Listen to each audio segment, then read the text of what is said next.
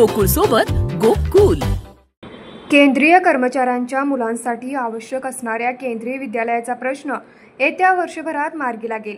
त्यासाठी जिल्हा प्रशासनाने 2 जागा सुचवल्या असून केंद्रीय समितीच्या पाहणी आणि मान्यतेनंतर केंद्रीय विद्यालयाचे काम येत्या वर्षभरात मार्गी लागेल, अशी माहिती खासदार धनंजय महाडिक यांनी आज दिली। जिल्हाधिकारी अमोल येडगे यांच्यासह खाते प्रमुखांच्या आढावा बैठकीनंतर ते पत्रकारांशी बोलत होते। भविष्यातील हवाई सेवेचा वाढता व्याप लक्षात घेऊन उजायवाडी विमानतळाची धावपट्टी 3000 मीटरपर्यंत वाढवण्यात येणार आहे।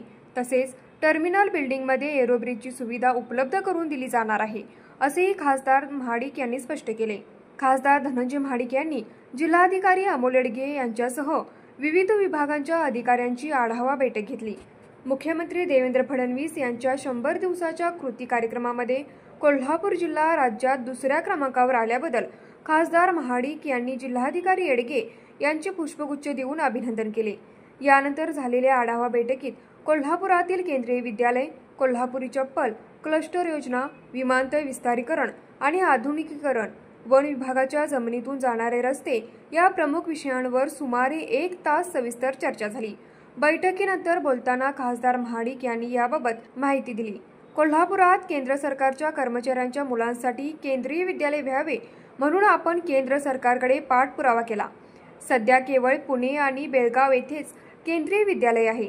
त्यापाठोपाठ कोल्हापुरातही केंद्रीय विद्यालय होण्यासाठी आपण केलेल्या प्रयत्नांना यश आलं असून शासनाने त्याला मान्यता दिली आहे। त्या दृष्टीने कोल्हापुरात 2 ठिकाणच्या जागा प्रशासनाने सुचवल्या आहेत, असे खासदार धनंजय महाडिक यांनी सांगितले। कोल्हापुरी चप्पल ही कोल्हापूरची खासियत आहे। या चप्पलेला जागतिक बाजारपेठ मिळवून देण्यासाठी क्लस्टर योजनाही अंमलात येत आहे।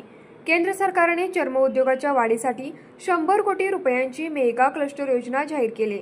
याचाच एक भाग म्हणून कोल्हापुरी चप्पलच्या क्लस्टर योजनेला गती देण्याचे आपले प्रयत्न सुरू आहेत, अशी माहिती खासदार धनंजय महाडिक यांनी दिली।